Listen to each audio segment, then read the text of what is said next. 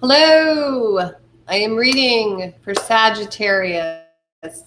I'm going to read for Sagittarius. Let's go, let's go. I'm reading again. I'm going to read a second time because that last reading I feel like was for a few of our Sagittarius, but not all of our Sagittarius. I've not actually done this before, read twice, but I feel like we need to. Okay, so Nine of Wands is coming up. Okay, Sag. So this is the second Sag reading for April.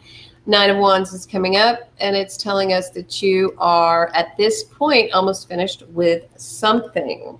Okay, so this is another area of your life that you are right now finishing up, and you are watching. You're wary. You're kind of scoping out the competition.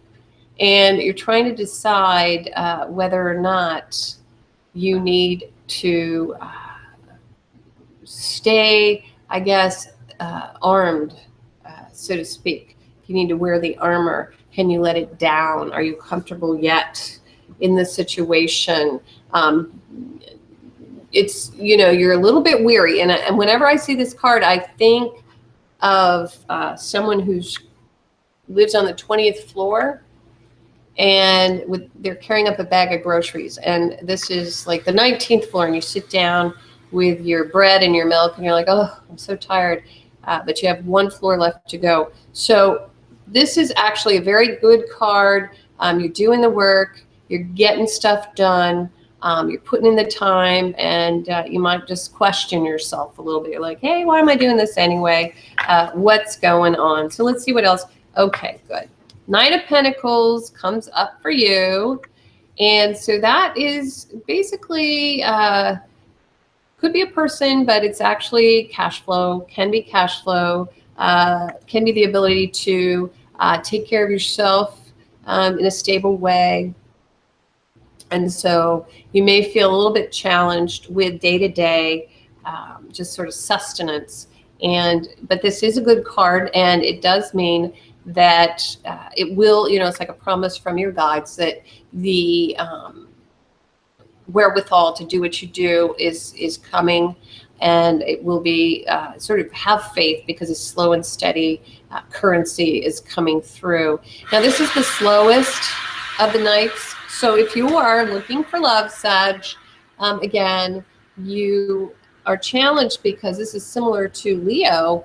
You're challenged in that you may find someone coming in who's not quite as flashy as you had hoped for, but like this nice routine and the steadiness of your life is really going to help you finish up what it is that you need to finish up. So be grateful for it.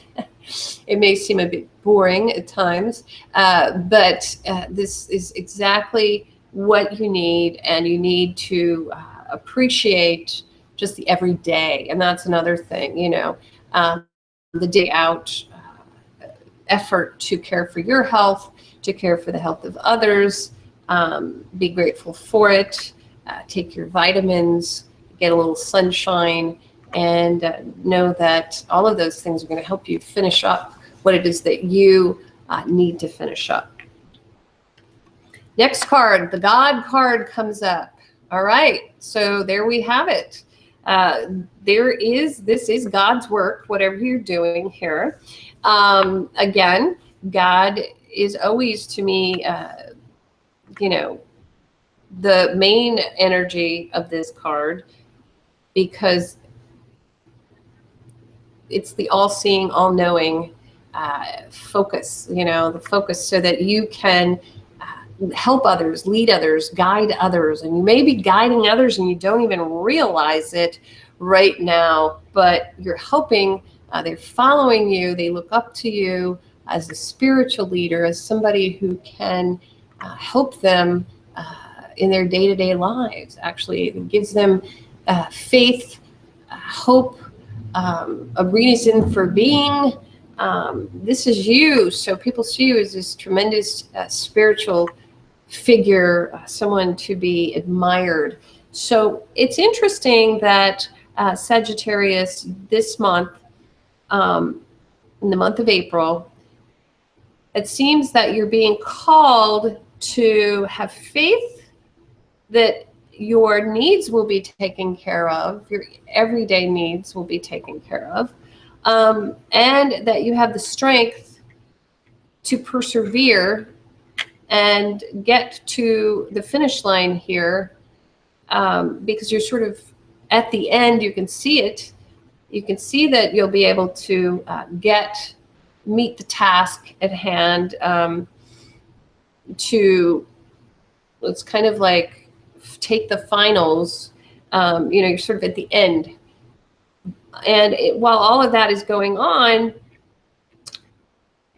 unexpectedly, you sort of have this sort of epiphany that this is work that's blessed almost, and that it has more of a life to it than you had thought. I mean, it's important, and you're walking, should be walking, and you'll see signs all around you, actually, that signs that you are doing the work of the gods, so to speak. I'm hearing that unexpectedly, you're going to go, whoa, hello, I'm in the right place. And the Hangman comes up next. So the Hangman is in reverse, but it's still an awesome card. 2 major arcana cards at the very end. Again, I call this the card of the student. It's all about sacrifice, being able to remove yourself from the day in, day out structure, so that you can gain a higher perspective and really sort of get a sense of what's going on in the world, not just in your world, but in the world at large. So, and again, which world? You're hanging between 2 worlds. You're, feeling as if you're not grounded in the spiritual world or the material world. And of course, this card also can say that you're not willing, actually, to join in, and sort of holding yourself out. It's kind of like you're in the bleachers watching the game of life go by, and not a bad thing right now, because it seems like this is your time out, your spiritual time out. It's kind of in between worlds. And so again, if you have lost someone and you're feeling it like as if you're in some kind of bubble and you don't really understand how this could possibly happen. And for some of you that's going on. I can hear that, feel that. But then again, for others, it just simply means that you're going to be called to make great sacrifices. And those sacrifices sometimes aren't going to seem as if they're fair or had expected at this stage of the game. You had thought things would be different, but you can feel good in knowing that you're walking in a very important place. This is hallowed ground almost, where you find yourself. So don't give up. You're exactly in the right place. You're doing exactly what you should be doing, even though great sacrifice is called for, and perseverance, and you must be tenacious to get through. But you are going to meet it, and you're going to be okay. The reserves are there. The cash flow is there. It may seem shaky, or you may be afraid that it will be shaky, but it won't be. Nothing over the top, but you can have enough to subsist and get through this time period of sacrifice. If you're being asked to do more than you feel like you should have to do, then you're experiencing your life or your karma or your lesson exactly as you should be, because you will be asked to do more than probably is fair right now. But you're going to, in return, you're going to get this wonderful sense. You're going to be one almost with spirit. So this is drawing you very close to sort of your highest it's making you higher and better. It's really, it's a spiritual awakening, transformation, and for you to maybe go take a little sabbatical or respite or something, so that you can sort of catch up to all of this that's being asked of you. But it's a very interesting reading. Again, now deep, heavy stuff going on right now with Sag. Also, you know, I like to read for love. What I see here, though, for you, Sag, again, if it is, it's like, yeah, you might, you know, be on some sort of sabbatical or going to a meditation center or something like that. And if you are, because you're exhausted, for some of you, this will resonate. If you are, there's a challenge here to